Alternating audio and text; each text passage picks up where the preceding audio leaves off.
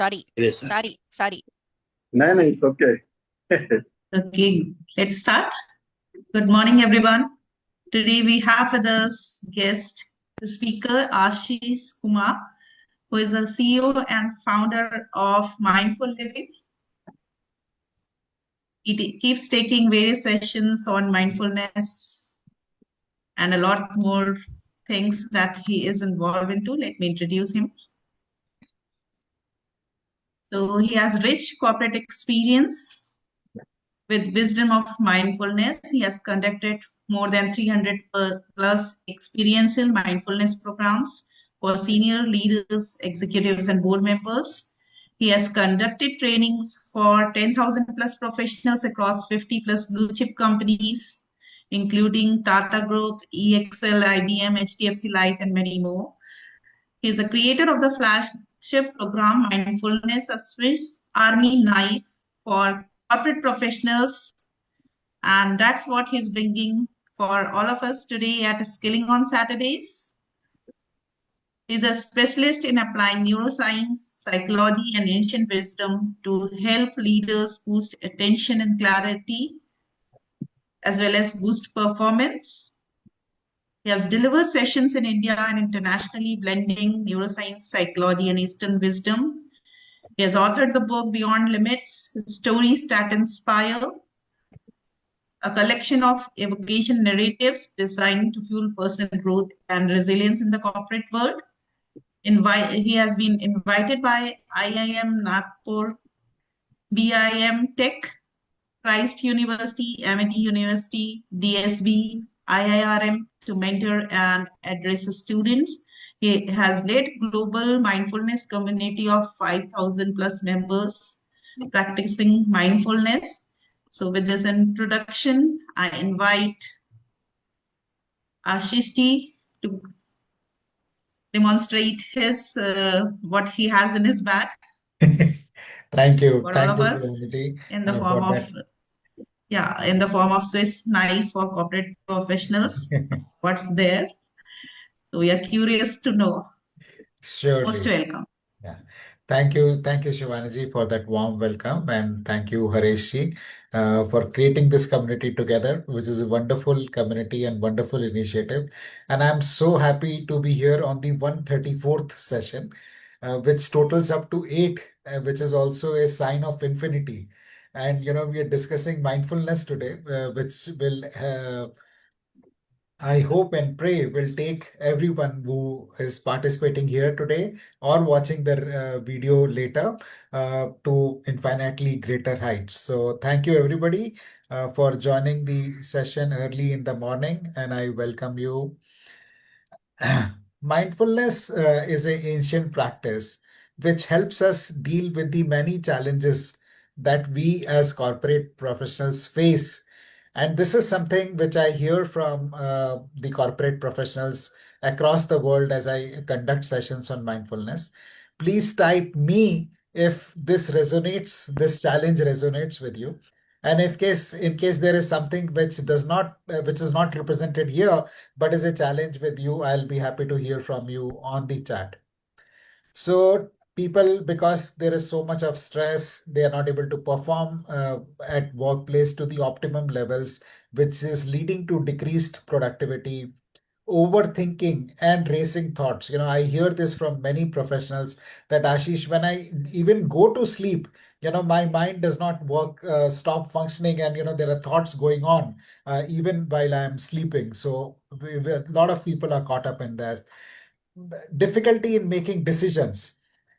Even when I was speaking to one of the business heads, and he said, Ashish, I have all the facts and figures. I need to decide on making 1,000 crore investment, but I'm not able to take the decision. So difficulty in taking decisions, emotional dysregulation, which is another problem.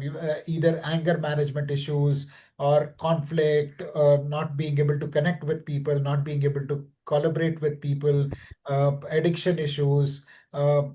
Not being emotional intelligence, communication breakdown, stress and burnout is a major issue, and it is not only a well-being issue, but it also impacts our decision, the quality of life and the decisions we take. Because when we are in a survival mode, we become very unidimensional in our approach. We are not able to look at the issue from multiple dimensions. Lack of innovation, as I mentioned, we are not able to think through different options that present us. So, friends, please keep typing me if any of these resonate with you. And poor work life balance. This is something which I hear from people all across. And what is the way for us to deal with it? We drown ourselves in either drinks or eating or binge watching. And it may not really be relevant for the people. This may not be the approach for the people who are in the session today. But maybe somebody, your colleague, your friend, who has got this coping mechanism, or just pop pills. The sales of antidepressants have gone up by more than 500% in the last 5 years. So this is how we deal with it. But there is a healthier way to cope with all these challenges that life throws at us. Would you be interested in knowing about the challenges a healthier way of dealing with these challenges? If you are interested in knowing an alternative way of dealing with the challenges that present themselves in our lives, please type BIO, bring it on, in the chat box if you are interested in knowing a healthier way of dealing with the challenges. Thank you, Definitely thank bring you, it on. thank you, friends. So this is the program that Shivani was talking about, a Swiss knife for corporate professionals. And Swiss knife is a very practical, very compact tool which soldiers used to carry in their war, in their battlefield, and they would screw their rifles or clean their rifles, or cut ropes, or open their cans. There are multiple things they used to use this for. It is very compact, and till today, it's been used for over 100 years now. Those who are in battlefield or going for adventure, they would almost always have a Swiss knife in their pocket. And mindfulness is the same tool. It's a portable tool. It's an invisible tool that we can carry with ourselves in the battlefield of life, at our workplace, at our home. And then the framework that we're going to discuss today will help you deal with the many challenges that we face in our daily lives. Now, friends, you have an option. Option A is to watch this session like a Netflix movie. Sit back, relax, and watch it passively. Or option B is to watch it uh, actively engaged. Where you keep your cameras on, you participate actively in the chat, type your questions, show your comments. You are actively engaged. So those who are actively engaged, those who choose option B, and I will be happy to hear from you whether you are an option A person or option B person. Yes, thank you, Vasudev. Um, and those who are going for option B, I would suggest you to have a uh, approach of a gold digger. When people go digging for gold, they don't get gold right away. Sometimes they'll get mud, sometimes they will get stones and debris or something else, but they are focused on getting the gold. They know somewhere where they're digging there is gold there, and once they get the gold, it will completely transform their life. So in the session today, you may find some things which are relevant for you, you may find some things which are not relevant for you. I may share something which is already known to you, something which is not known to you. But don't get distracted with what you already know or what you disagree with, but stay tuned to finding that one golden nugget which can truly transform your life. And I promise you, my friends, in this 1 hour session, there will at least be one nugget which you will find which can completely transform your life. If you think that is wow, please type W in the chat. Thank you, friends. Thank you. Thank you. You're an amazing community, and I'm so loving to be here. Please write your names, which city, country you are logging in from, what is your brief professional experience, and what is your personal walkaway expectation from the session today.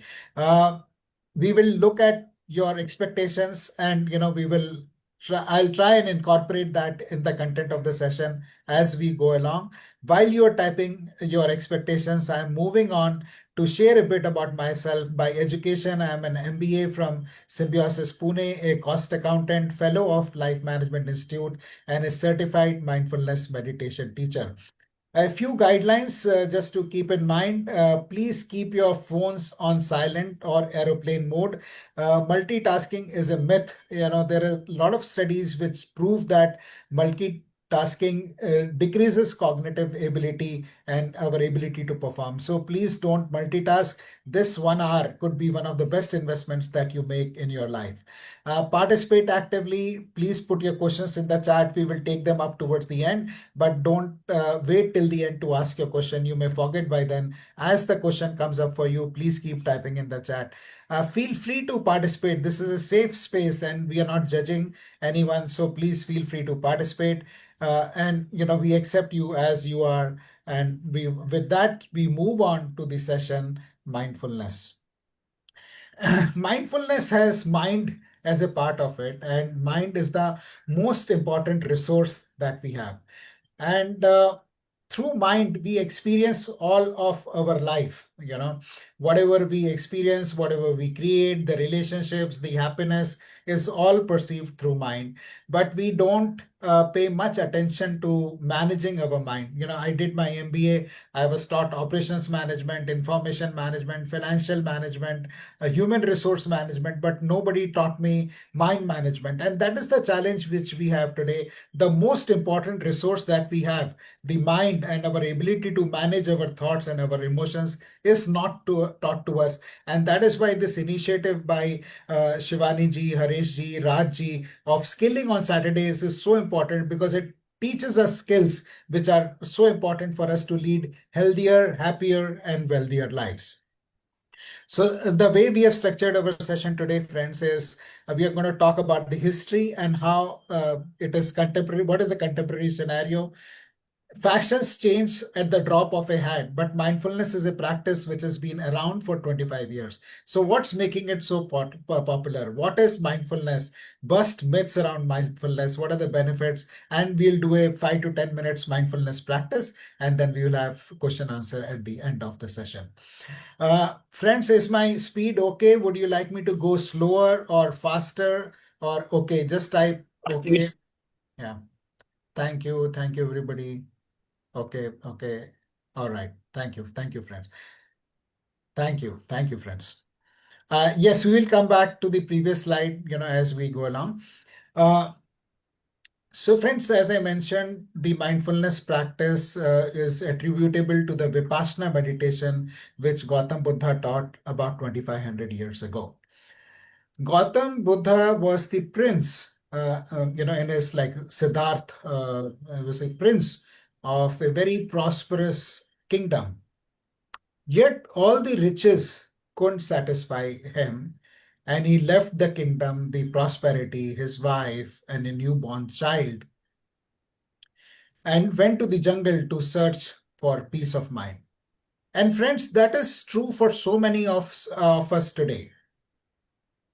We have got everything, we are all prosperous, we have got all the resources, but we don't have the peace of mind. And, we are searching for that.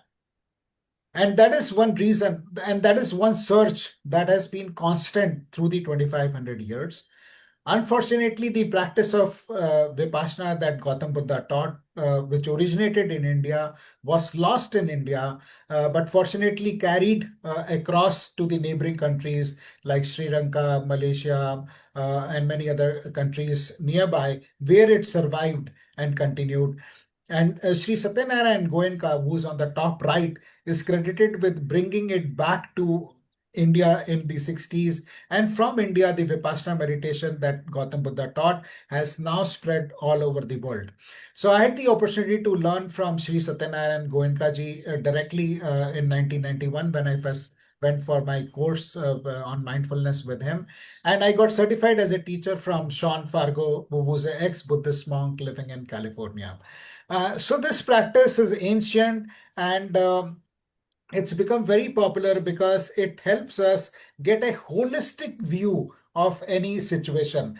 Vipassana literally means looking at things as they are, but we don't look at things as they are. We have a very limited perception, which is conditioned by the experiences that we have had. So this is a story I'm sure you're all familiar with: six blind men and a Indian elephant, and somebody thinks it's a fan, it's a spear, because we have a limited view. But what mindfulness does is it helps you step back and look at the things holistically, not just my perspective, but from the other person's perspective. So you're always looking at and not reacting, but responding to situations. And that is one of the reasons the mindfulness practice has become extremely popular these days. It's being taught in business schools, it's being on the cover pages of Time magazine. Google has been running a program on mindfulness for nearly 20 years now, with over 50,000 Google employees have gone through that program. And that is described in this book, Search Inside Yourself by Meng. Very popular book, and I would encourage you, in case you're fond of reading and knowing more about mindfulness, to pick up this book. This has become a practice with the billionaires. Bill Gates practices it regularly. Oprah Winfrey practices regularly. And CEOs have picked it up. And friends, I've mentioned resources, these books as resources for you in case you are interested in diving deep into this. Mission Driven Leadership by Mark Bertolini. Now, Mark Bertolini was the CEO of Aetna, and unfortunately, he had a fatal skiing accident where his neck and spine was fractured in multiple places. And to deal with the pain, he was put on opioids. And opioids are depressive. And he got so depressed and fed up that he contemplated committing suicide. And all of this that I'm sharing with you is mentioned in his book. He contemplated committing suicide. He went to the edge of the road. And he drove the car to the edge of the road and was about to drive off the cliff into the cliff when a cop who was passing by stopped him. And thereafter, at the insistence of his wife, he started practicing mindfulness and yoga. And his pain did not go away, but his ability to deal with the pain went up by the practice of mindfulness. And over a period of time, he was completely weaned off all the medicines. And when you are exposed to such a transformative practice, you want to share with everybody. And then he started organizing sessions on mindfulness in Etna, and over a couple of years, over 13,000 of the 50,000 Etna employees went through a program on yoga and mindfulness. And look at the impact it had on the profitability of the company. And Mark is clear in saying that yoga and meditation was not the only reason. There were a couple of other factors, but the profitability of the organization increased multiple fold. EPS went up by 124%, share price went up by 504%. And friends, this is a Fortune 50 company. It is not a startup. At that scale, to have this kind of increase is phenomenal. Their healthcare costs went down, employee productivity went up, and many, many other benefits that happened. Very well documented, because it's an insurance company. They understand numbers and they document it very, very well. So, in fact, Mark is the prime reason I decided to quit my corporate career and then start teaching mindfulness, which I have been doing very actively for last 7 years with many corporate organizations, some of whose names Shivani ji was mentioning. Yeah, we will take up Search Inside Yourself is the name of the book. Mission Driven Leadership is mentioned here. And it is over 70% of the Fortune 500 companies have now incorporated mindfulness as a part of their learning and development and organizational development initiatives. So if you are a corporate professional, learn mindfulness, and also talk to your HR or L&D heads to include mindfulness-based training interventions because of the impact it has on the well-being and profitability and productivity of everybody. So now, friends, we have seen that the billionaires are practicing it, CEOs are practicing it, the ex-prince has practiced it, businessman, everybody is practicing it. But then, why is it not so popular? And that is the possibly some of the myths attributable to mindfulness that makes it popularity, less popular. And some of them are, that. It involves emptying my mind. So I was invited by a company to deliver a session for their employees, and there were few employees standing outside, not coming in, and I just went out to see why they are not coming in. And one of them said that, I don't want to practice mindfulness because it involves emptying my mind. And, if I empty my mind, I will lose everything. And so that's a myth, friend, in mindfulness. And we do a practice for you to see it for yourself, that it does not involve emptying the mind, it just involves observing the mind. So that's a myth that mindfulness involves emptying the mind. Then some people think that it is escapism. If I tell people that I'm practicing mindfulness, they will think that I've given up on life. I'm like in a retirement mode or something. But the fact is, friends, this gives you the competitive edge.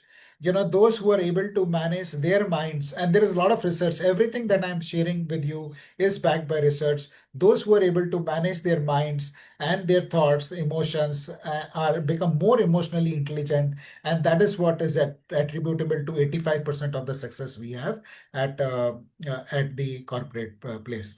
Another reason is people think it's like popping a pill. I practice mindfulness and immediately everything will change. No, friends, it is like a skill which takes time. Imagine when we were in nursery, KG, we started writing A. It would take us just a year just to write, A, B, C, D, E, and then the cap, and then the cursive, and so many other things. It takes couple of years or couple of months for us to just learn the basics. So mindfulness also takes time. Typically, it takes about 6 to 8 weeks of practice, consistent practice before it starts showing tangible benefits. So it's not a quick pill. It needs practice, and with practice, it becomes easier. Initially, as we do the practice, you will find that your mind is all over the place. But with practice, you are able to focus better, and then you are able to derive the benefits that you want from mindfulness. So now let us understand what is mindfulness, friends. But before we do that, let us understand what is mindlessness. Because sometimes to understand something, it is easier to understand what is opposite of it. So mindlessness would mean rushing through activities without being attentive to them, which is what many of us do. We live our life very mechanically. Get up, get ready, have our breakfast, or not even have breakfast, gulp over breakfast. And I've seen when I live in Pune now. Earlier, I used to live in Gurgaon. When I would drive to work, I would see mothers who are driving the car, also speaking on the phone, and they have a kid they have to drop to school, and they're feeding him breakfast while. So we're doing multiple things all at that same time, but hardly paying attention, or breaking or spilling things, or getting hurt always. Failing to notice the feelings of subtle tension. And this is something which is very common for corporate professionals, that they push through their discomfort, they push through their stress rather than pausing to understand what could be the cause of that stress and do something about it. We just push ourselves. The mind is always in the past or future, and eating mindlessly, so on and so forth. So this is a definition given of mindfulness given by Dr. John Kabat-Zinn. Dr. John Kabat-Zinn is from Massachusetts General Hospital, and is credited with making mindfulness popular in the contemporary times. He had a meeting with the Dalai Lama sometime in 1970s, and at the request of Dalai Lama. So what Dalai Lama asked him to do was, you take away the religious part of the meditation and come up with a practice which is now known as mindfulness. So mindfulness is a very secular practice, a very safe and secular practice. which is and that is one of the reasons it has become so popular, because it's not attributable to any reason, any particular religion. So let's look at this definition, what Dr. John Kabat-Zinn has given to us. Keeping one's complete attention to the experience on a moment-to-moment basis in an open and non-judgmental way. Yeah, sure, Mohan. We will pick that up in the Q&A. So this may sound like more like English, but let us break that down for our benefit and understand the 5 components of mindfulness. Keeping our complete attention. So attention is the foundational element of mindfulness, our ability to hold our thoughts at will as long as we want on something that we are doing or something that we want to focus on. To the experience, being aware of the experience that I'm having on a moment to moment basis. Okay, not the experience I had, not the experience I'm going to have, but in the present, moment to moment basis, in an open and non judgmental way. So, accepting the experience that I'm having, not wanting to resist it, not identifying with it, and then the choice, the ultimate tool that we have as human beings, our ability to choose, and how by choosing what we are doing on a moment to moment basis, we create a life that we desire, that we want to, that we aspire for. But this practice of mindfulness is prevented by automatic patterns. We are constantly uh, reacting to things rather than responding to them. So now, friends, I would like to invite you for a mindfulness practice. Like you can't learn swimming by reading a book. Similarly, mindfulness also can't be learned by just hearing about it. So I would like to invite you for a 5 to 10 minute practice of mindfulness. And then after that, we will dive little bit deeper into the 5 components of mindfulness. And hopefully it will make you a little bit more sense as we go along. So I now request you to sit straight,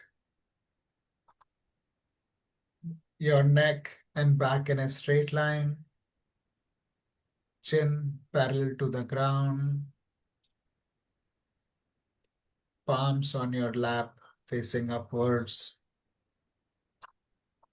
You may gently close your eyes or look downwards with a half open gaze. And bring your attention to the area at the entrance of your nostrils. And observe every breath that is coming in and every breath that is moving out.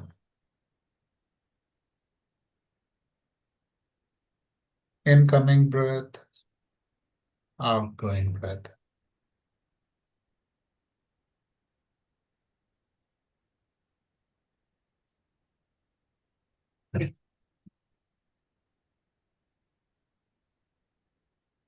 This is not an exercise in regulating your breath. We just observe it as it is.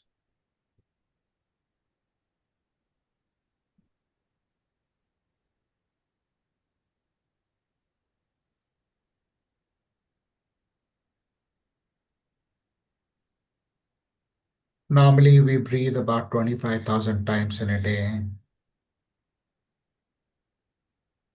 but we hardly breathe consciously. This is our opportunity to enjoy the juicy, delicious breaths that sustain us, that energize us.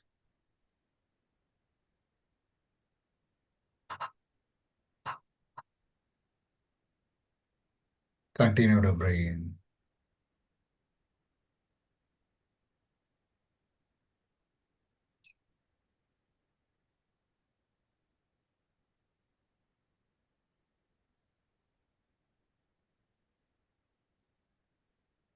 It is possible that you may find that your mind wanders away.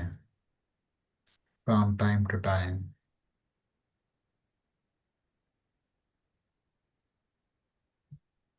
Wandering of the mind is not a mistake, it is its nature. Every time you find that your mind has wandered away, gently, with compassion, bring it back to focus on your breath once again.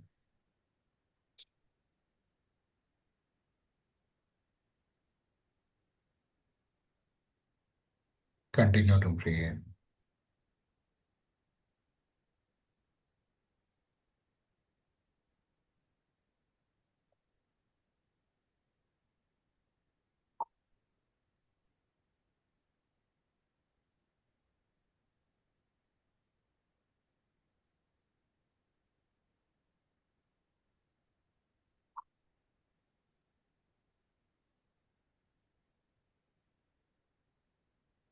Incoming breath, outgoing breath. Incoming breath, outgoing breath.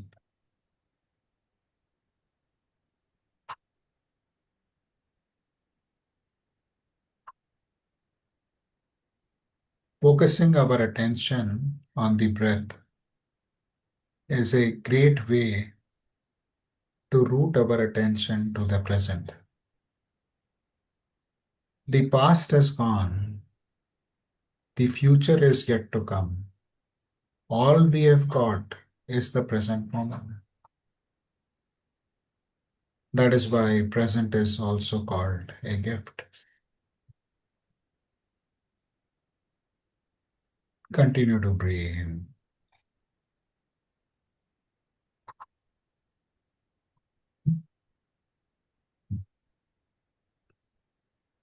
All we have got is the present moment. And in this present moment, there are infinite possibilities.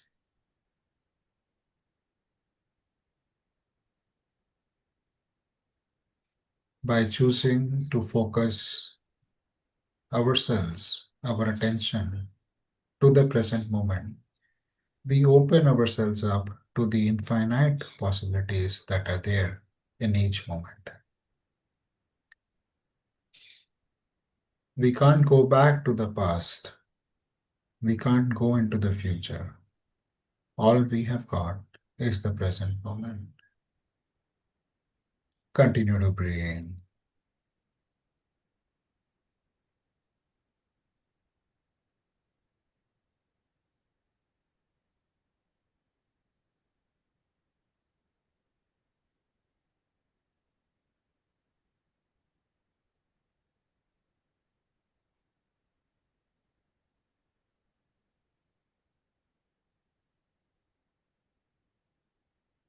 Be aware of every breath that is coming in, every breath that is going out on a moment to moment basis.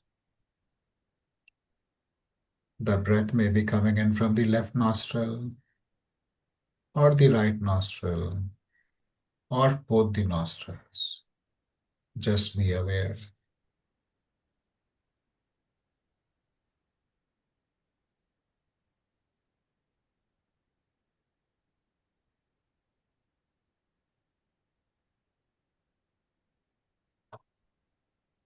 It may be long or short.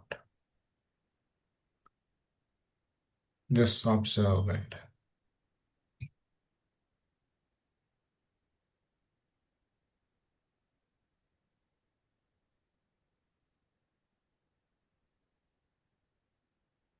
Just observe your breath as it is, without any judgment.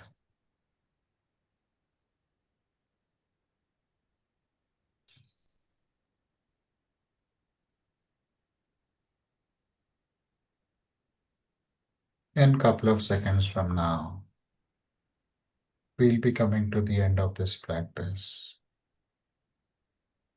Continue to breathe.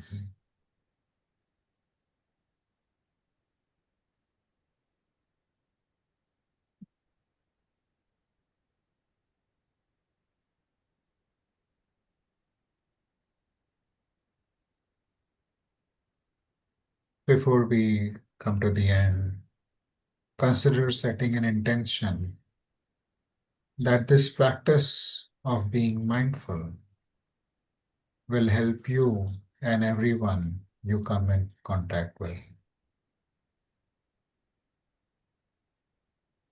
Thank you for practicing mindfulness with me.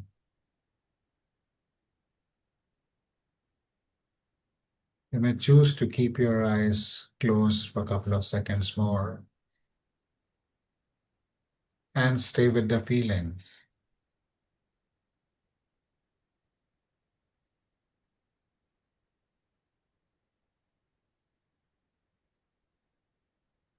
And whenever you're comfortable, you may open your eyes gently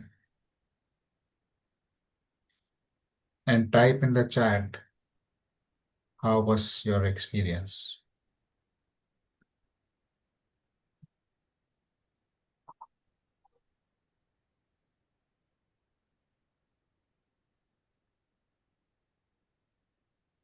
Thank you, Manoj.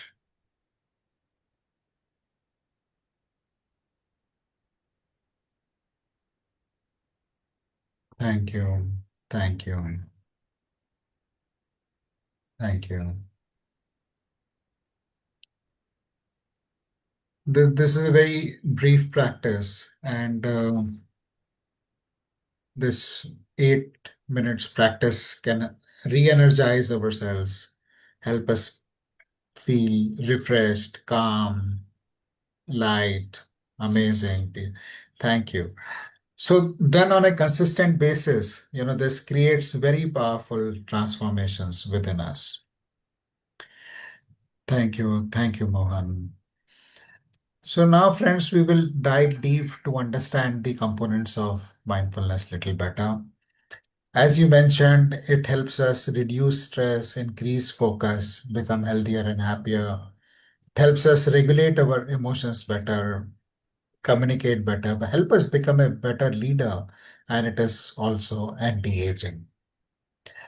So now coming to the attention part, now that we have practiced paying attention to our breath, you understand that what we are doing is rather than be in the past or future, which is where the mind tends to be, we focus our attention on the present, what is happening in the minute to minute basis, and become aware of the intention, with which we are doing anything. So, what is your intention for being in the session today?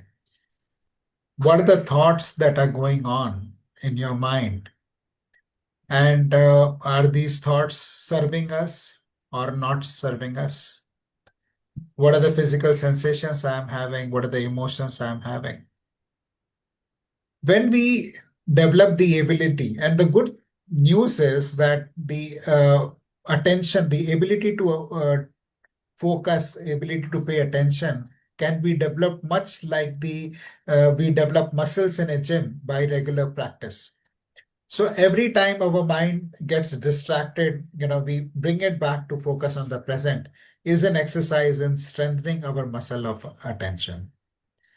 And the more we are present, more we are focused, better our outcomes become. There is a very amazing book called Deep Work by Cal Newport. And in that, he gives a formula for productivity, for doing high quality work. Normally, when we talk about being more productive, when we talk about uh, doing deep work, we think in terms of number of hours. So if I have more work to do, I'll work 12 hours or I'll work 14 hours, or work longer period of time. But what Cal Newport says is the productivity and the high quality work is not only a function of the hours we spend, but also the focus with which we work. And that is something which we often get missed out. And sadly, today, our attention spans are lesser than that of a goldfish. So by practicing, if we can focus more, then our quality of outcome is better. We get into a state of flow where, everything starts working for us. We start enjoying more and become more productive. Also, it helps us. deal with the negative thoughts, that what I call the train of negative thoughts. Our thoughts are magnetic in nature. And when we start paying attention to our thoughts, so the one of the thoughts may be, the AI is going to take up my job, or, and then the next thought is I'll be ruined. How will I take care of my family? So one negative thought will attract other negative thoughts. So it is important for us to realize that I'm getting on to the train of negative thought and get down at the next station as soon as possible. Otherwise, longer I'm on the train of negative thoughts, the more expensive the return ticket is going to be.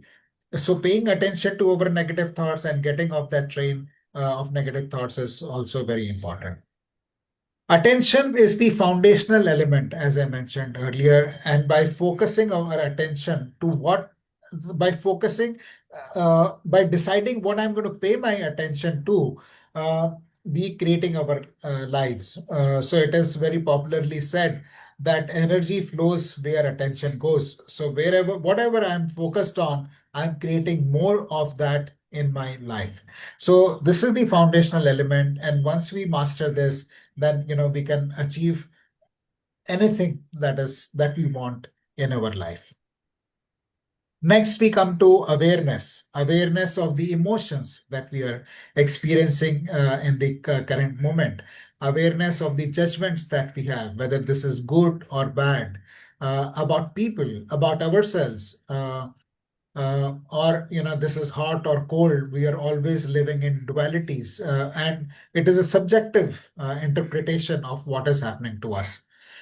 Becoming aware of the fact that everything is impermanent, and this is so powerful, especially when we are dealing with issues like emotional regulation. Understanding that if somebody is angry, or if I am angry, the anger will pass. Just staying with the feeling and letting it pass through my body gives me an ability not to react, but just bear with it and stay with it.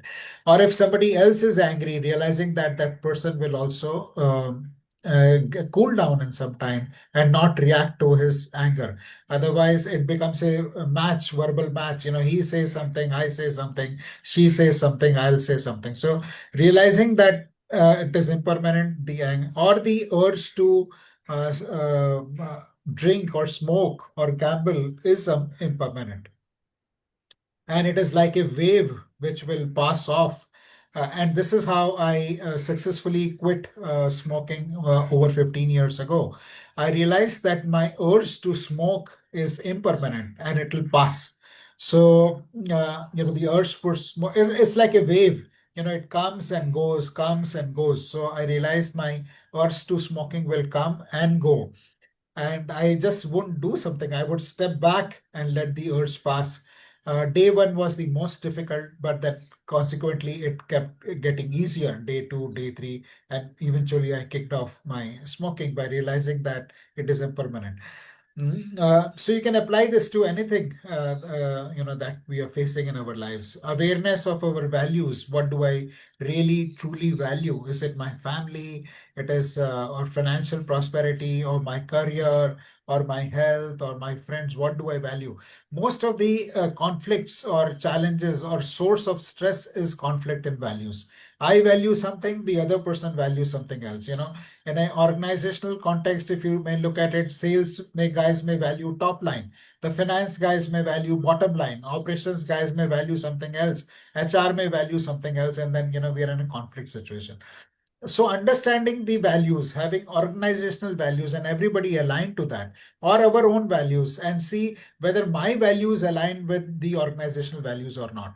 I was coaching one individual, and he is highly frustrated because his organization wants him to do something which he thinks is not really honest practice. So the organizational value is something else, his value is something else, and there is a conflict. So whether at an individual level, family level, organizational level, conflict in values. So what are my values? Most of the times we are not conscious of or aware of the values that we have. So awareness of values is very important. And last but not the least, awareness of our strengths. the society conditions us to focus on our weakness, so that the typical conversation parents would have with children is, okay, you got 100 out of 100 in social studies or Sanskrit or art, but you have got only 90 or 95 in maths, so you focus on maths. So every time, rather than appreciating what a person or colleague is good at, we are focused on what the person is not good at. uh, from an evolution perspective, that may have been a good thing, but it's not really relevant for us today.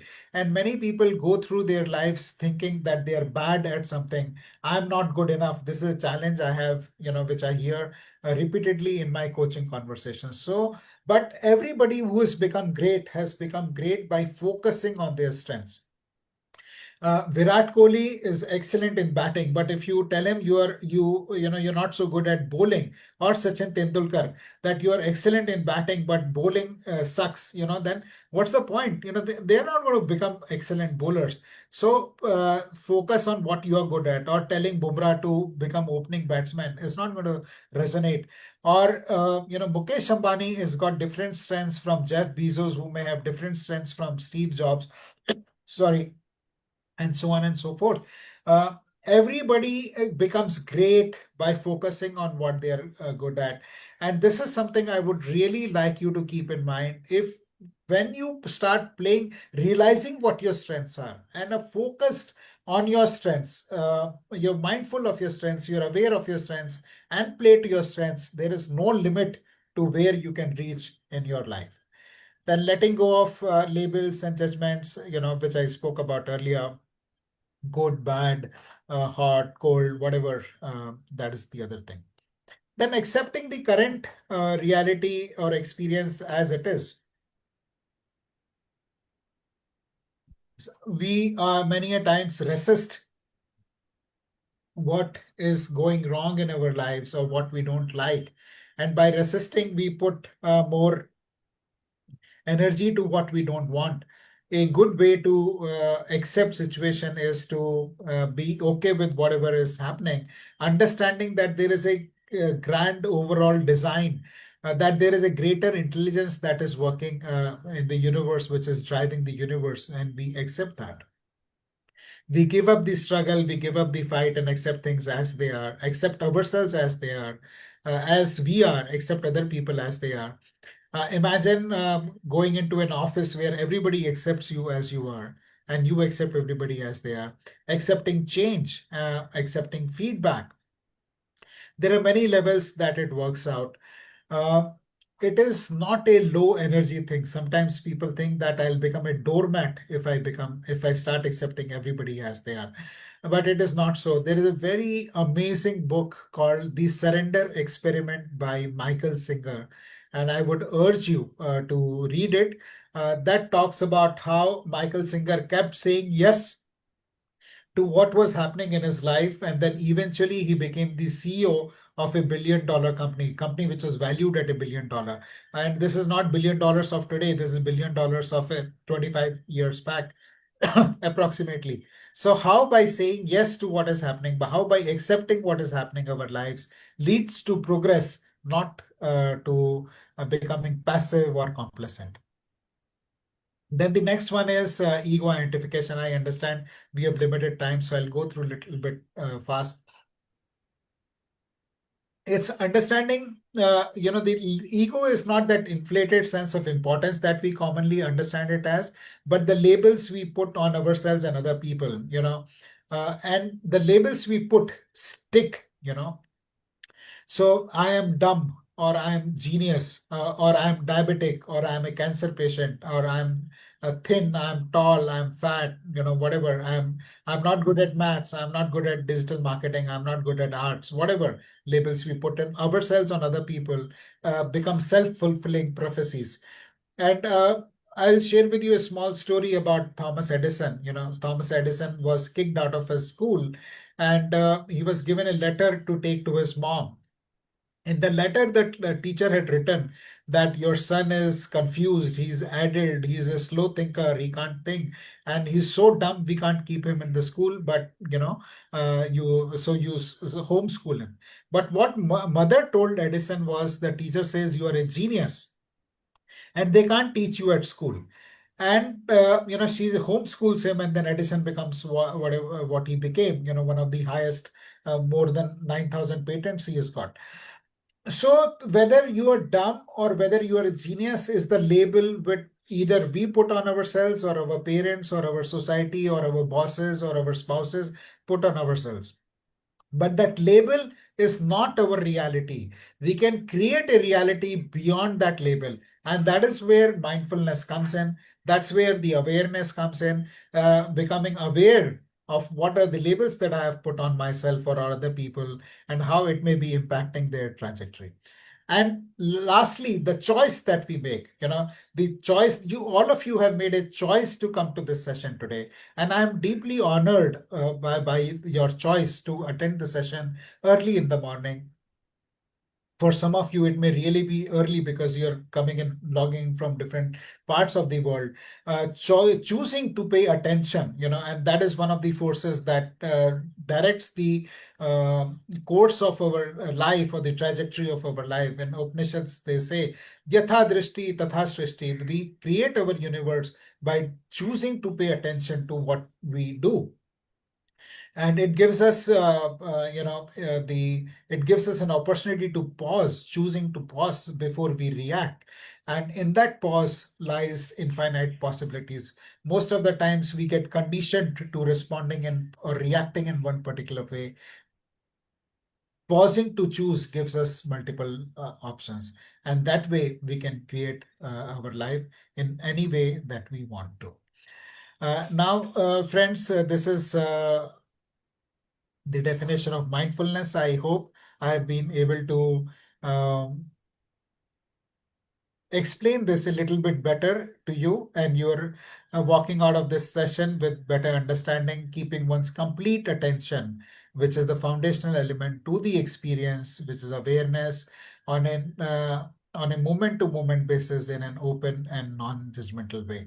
Friends, as I mentioned earlier, this session is more intended to create an awareness, but the sustained benefits happen by practice over a period of time. So we are launching a Swiss mindfulness, a Swiss knife for corporate professionals program, which is spread over 10 days, starting from 14th of September, from 9 to 10:30 a.m. Just in case you're not able to log in live, you can the recording will be available to you. And in case this is of something that you would like to explore, you can type 1 if you're definitely interested, or you're interested but have few questions, you can type 2. This is my number. You can type 1 or 2, or you can DM me, and my team will reach out to you to help you make the right decision. So on that note, we come to the end of the session, and I once again thank each one of you, to Shivani ji, to Haresh ji, for providing me with this opportunity, and to you for paying your attention. We now open the session up to uh, question and answers and to comments. Thank you, Ashish ji. It was a wonderful deliberation by you and the knowledge sharing. So, can we have a quick round of some Q&A? Yes, surely. Okay. So, what's the simplest definition of mindfulness in your own words? Being in the present, being in the moment. Right. Name one myth about mindfulness that most deadlines, conflicts, or sorry, the question stalled over. Yeah. Name one myth about mindfulness that you have heard before. Yeah, so one of the myths is that I'll have to give up something, I'll have to give up drinking, or I'll have to give up alcohol, or I'll have to give up non-veg, or anything else. Mindfulness does not involve giving up of anything. You can continue doing whatever you're doing, but just do it mindfully. Right. So, what's one daily activity where you can practice mindfulness without extra time? Beautiful question. That is paying gratitude for the food we eat, or the water we drink. And this is one of my one of the simplest practices is saying Annadata Sukhi Bhava. And we can Right. say this thrice, Annadata Sukhi Bhava, as in the Mother Earth as Annadata, which provides us with all Right. the food, or the farmer who grows that food, or the person who cooks that food. So saying it thrice, Annadata Sukhi Bhava for Mother Earth, Annadata Sukhi Bhava to the farmer, Annadata Sukhi Bhava to the cook, and then consume the food. That is very simple practice. We eat couple of times in a day. So every time we eat, we can say thank you to Mother Earth. Thank you to the farmer. Thank you to the person who has cooked. Right. Absolutely true. So when you feel overwhelmed at work, what's the first thing you usually do? Breathe in deeply and break the pattern. Right. Uh, Right. uh, we are conditioned, and our body is conditioned to respond or react in a particular way. By breathing in deeply in the moment, taking a couple of deep breaths, help us break the pattern. Right. So can you recall a situation where being mindful would have changed the outcome? Yeah, all the time, all the time. So there is this infamous tandoor kant. Some of you may have heard about it, where one husband comes home at in the evening, and he sees his wife talking to somebody on the phone. And he asks her, whom were you talking to? And she said, I was talking to my mother. And this is like 90s, when the mobile phones were not there. And then what he does is he goes and presses the redial button on the phone, and he finds that there was a guy who on the other end of. So this husband was suspecting his wife of having an affair. And then he picks out a gun and shoots the wife because he is so enraged, so out of control. And the wife dies, and then he hacks her body and puts her in a tandoor in a five-star hotel. And that's how it got the name as a tandoor. And then this gentleman is, or gentleman or whatever, this guy is imprisoned for life in Tihar jail. And when he was interviewed later, he says, I wish I had paused at that time rather than react and shoot my wife. Because the wife Right. is dead, which is unfortunate. But what is also unfortunate is this gentleman had to spend his entire life, his full life imprisoned in the jail. So acting mindfulness can clearly change. Pausing before reacting can change our lives in more ways than one, in many, many more ways. This is just an example, Shivani. Right. Thank you for sharing. So which is harder for you, staying focused or managing emotions? Emotions are very powerful, and being aware of them, being aware that they are impermanent, that they will pass, they are like waves. And the beauty is, and this is backed by research, that the wave lasts only for 90 seconds. So Right. if we can manage ourselves in those 90 seconds, we can do anything in our life almost. So staying focused, staying aware is the key to happiness and prosperity. Right. So if mindfulness could help you with only one thing, what would you choose? Focus, emotional control, or better relationships? It's as I mentioned earlier, it starts with the focus and attention. That's the Yeah. foundational element. So I would choose that. So how many minutes do you think it takes to reset your mind using mindfulness? How many to reset? Couple of Yeah, seconds. Couple of seconds. couple of Yeah. seconds, right. Would you rather try a 60-second breathing exercise or a 2-minute body scan? 2 minute body scan or Or a 60-second breathing exercise? 60-second reset breathing or 2 minute body scan. Yeah. Uh, I would opt for 60-second breathing. Okay. Yeah. So if you could leave this session with one tool for calmness, what would it be? Breathe deeply. Breathe Breathe deep. fully. Right. Be aware. Be aware. Yeah. So I'm opening the floor for question and answers from our audience. Let's take Yes. some questions. Sure. Also, Shivani ji, I may not have been able to look at the questions which have been there in the chat. Yeah, So I request, yeah, I'll cover that. yeah, sure. Mangala ma'am, you can go ahead. We can't hear you, Mangala ji.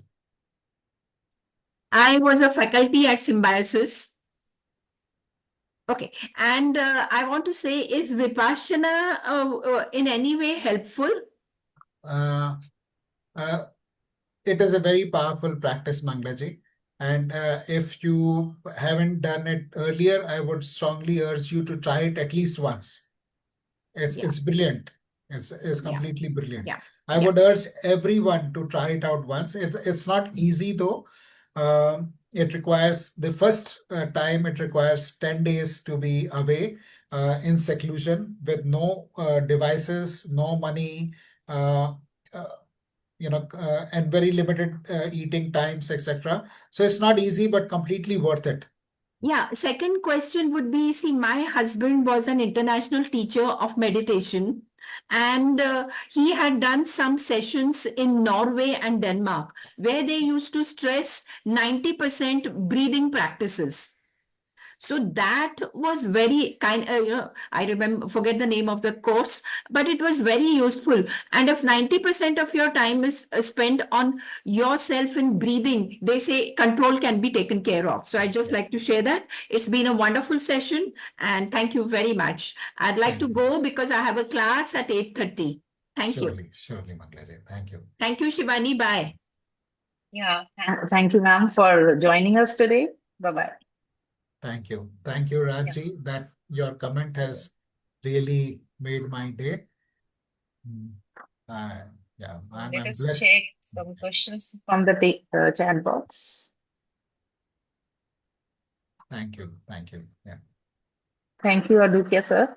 If you want to say something, most welcome. Ashish ji, I think mindfulness is the foundation for progress, and progress is everyone's liking. Correct. And I think I have been practicing this, but still, some at some moment, when other side instigates a lot, I'm not able to remain in mindfulness. So, what is your suggestion on that? Sir, that's a very practical question you have. And I would like to share something which Sri Ravi Shankar ji says, punha punha, So we have to keep practicing again and again and again. The more we practice, the better we get. And there is a saying in the army: the more you practice in peace, the better you are. The more you practice in peace, the less you bleed in war. So practicing mindfulness when we don't actually need it helps us when we need it. So that would be my 2 bits to what you shared. I hope that helps. 100% it helps. Thank you, Ashish ji. Thank you. Thank you, sir. Thank you, sir. So Ashish ji. I can, Yeah. yeah. Yeah, Yes, Mohanji, wonderful please. session. Thank you. Thank you very much. You have given a lot of inputs to us. I just wanted to know, about mindful eating, please. Yes. Can we, practice, mindful eating and the consequences thereof on our entire body system? Correct. That's a very interesting question, Mohanji. And so the satiation happens much earlier if we are aware about what we are eating. And one simple way to do it is maybe eat with left hand so it slows down our eating, or just eat slowly, or chewing more. When we are eating rather than gulping the food is a very simple way to practice mindfulness. And when we are mindful, we may realize that we are not eating till we are full, but we stop eating, when we are 80% full, because there is some time that it takes for the signals to go from our gut to our brain that we are full. So all of that, it helps, and it could be mindfulness.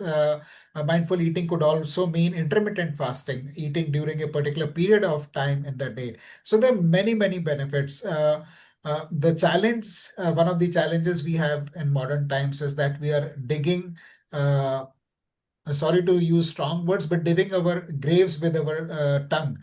So mindful eating can really help us restore our health, eat Yes. healthier, eat better, and Right. become healthier. Yeah. Yeah. Thank you. Thank you. Thank you. Thank you.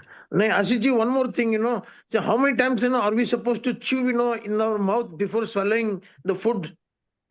Yeah, that's a very good question. And, there is no grinder in our stomach. So the more we chew in our mouth, the better is the digestion. So as long as you feel that you have chewed enough and it can be ingested, do that. It is said about 32 times, but it's Yeah. difficult to count 32 times. But basically, Yeah. if you feel it can be ingested, then as long as it can. Yeah. Yeah. Thank you. Thank you. Thank you. Thank you. Thank you. Yes, Manjeet, you can go ahead. Yeah, good morning, everyone. Good morning, Ashish sir. Good morning.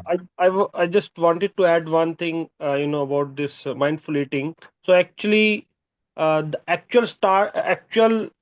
this eating and digestion starts after the food goes after the mouth. So whenever we eat the food, we said, oh, we have done it, but it starts after we have finished the food. So that is one thing. And second, my question is, you said that mindfulness, about mindfulness. So it seems so easy, but even then we are not able to concentrate or practice it. So you said about we during mindfulness we need to concentrate on our breath. So like, is there any advance means one small exercise or practice which we can do to from this normal breathing means observing our breath to some more deeper Yeah, practice? Gigi, if I hear you right, breathing in deeply is a good way to get started. Just breathe in Okay. completely and exhale fully. And we can do Okay. this with eyes open when we are waiting for a lift or at a signal or waiting to meet anyone. Just breathe in deeply and exhale completely. That's very simple, very practical. Can do it any number of times in a day. Hope that helps, Manjeet. Yeah. Okay. Thank you so much. Thank you. Dr. Reno? Good morning, sir. Yes, I'm Dr. Renu. Was into a mindfulness practice way back in 2014 when my life was in roller coaster, and it has made me to such an a peaceful person now. Like my mind shift and switch on, switch off to the situation. When I'm in the hospital, I'm fully on the hospital. When I'm at home, I'm fully at home. So this has made me I feel I'm like blessed with this, and I'm very thankful to this session, to Ashish sir and Shivani and the team. Thank you, sir. Thank you. Thank you so much for sharing that, Dr. Reno. Yes, Pinaki ji.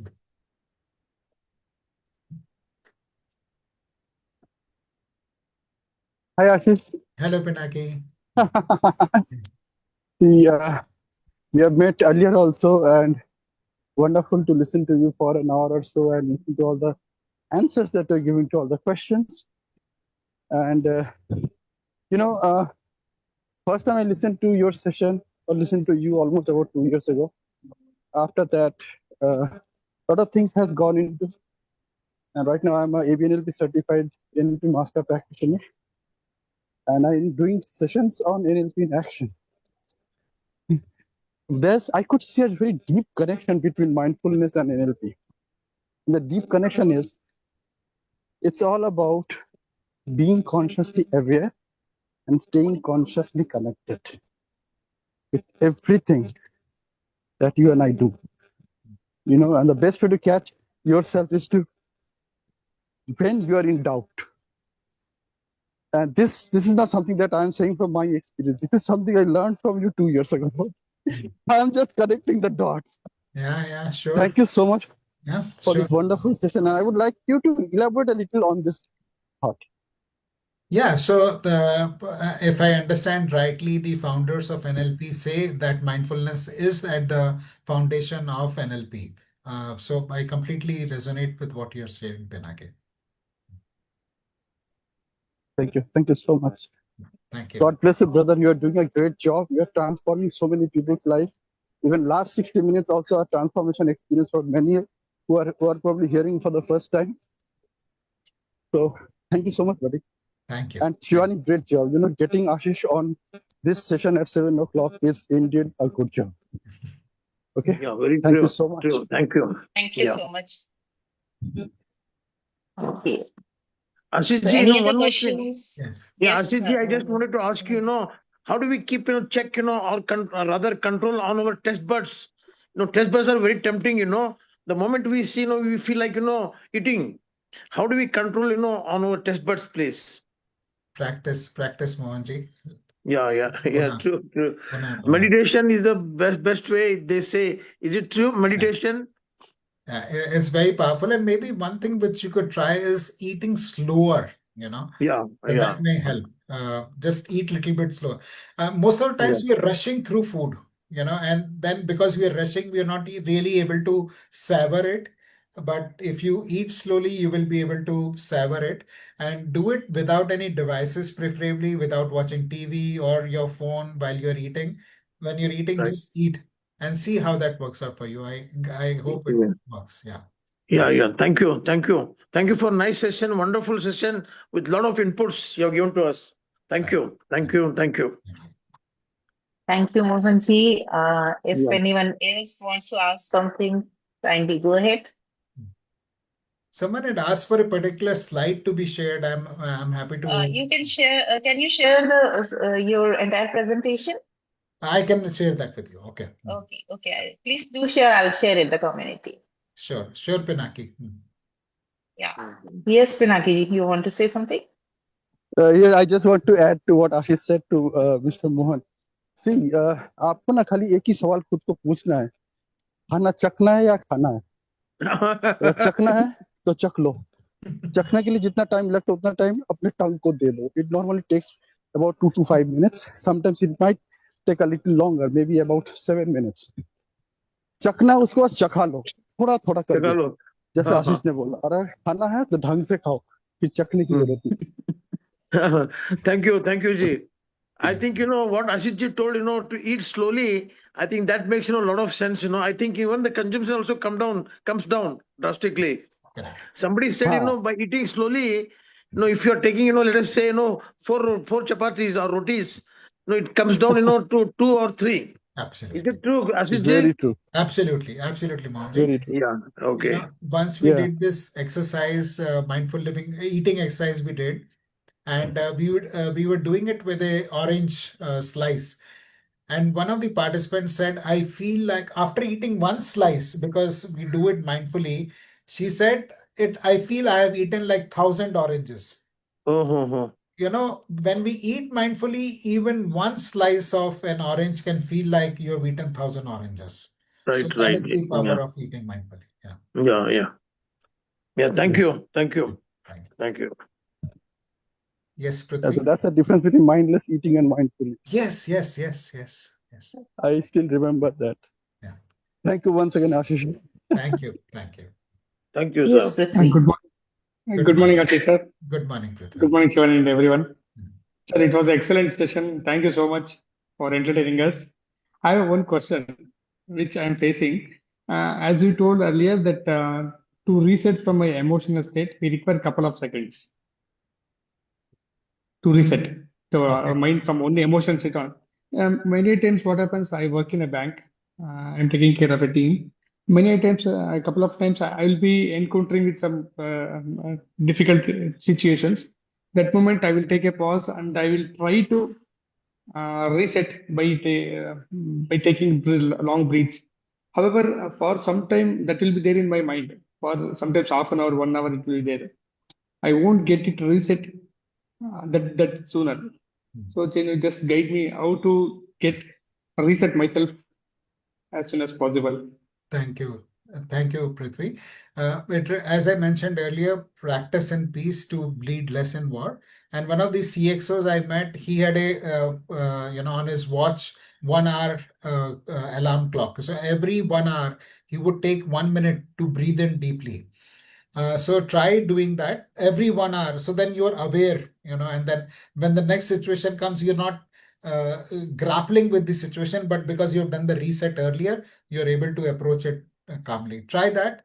Do it as many number of times, even if not an hour. When a phone comes, you can breathe in deeply before you take the call, or a customer comes, you can breathe in deeply before speaking to him, or in any other way. Do it as many times as you can. 1 minute is not too long. We can do it 10 times, 15 times in a day. Yeah. Hope that helps, Prithvi. Sure, sir. Thank you so much. Thank you for enlightening us. Thank you, Shivaniji and team, for this wonderful session. Thank you, sir. Thank you. Thank you, Prithvi. Yeah, Manjit, you want to say something? Yeah, there is a question in the chat box that how to leverage and implement mindfulness to treat physical injury, ailment, and pain. So, Manjit, like I shared the story of Mark Bertolini,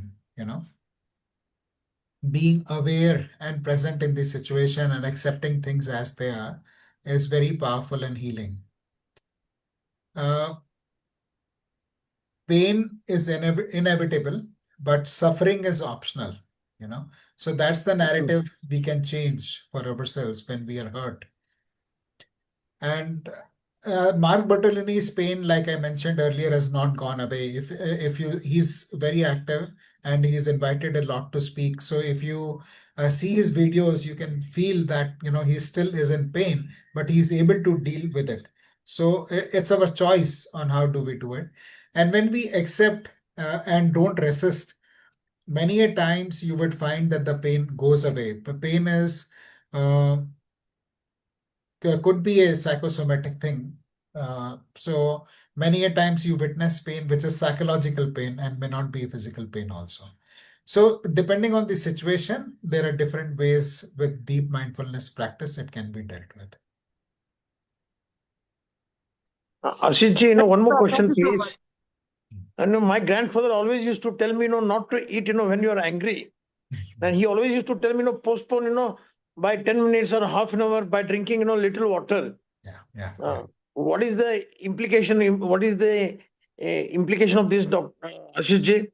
Yeah, thank you. Thank you for sharing that. See, it helps you whenever we are angry, we are reacting, and we may tend to eat more, or the food in that state of mind that we are in will not nourish us really, So breaking that pattern by drinking water, the reason they say you drink water is because water is neutral and it brings down our anger, it neutralizes our anger.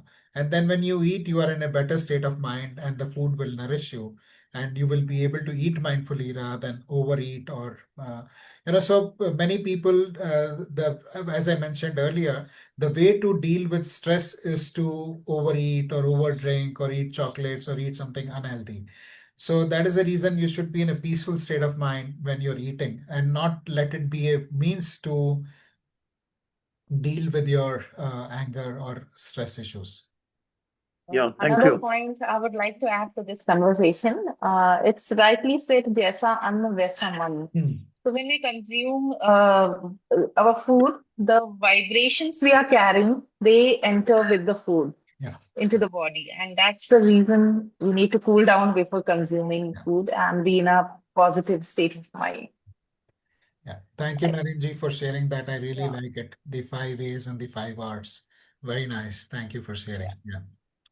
So Amit Negi ji, if you are there, he has some doubt and a question in the chat box. Amit Negi, you can unmute yourself and speak.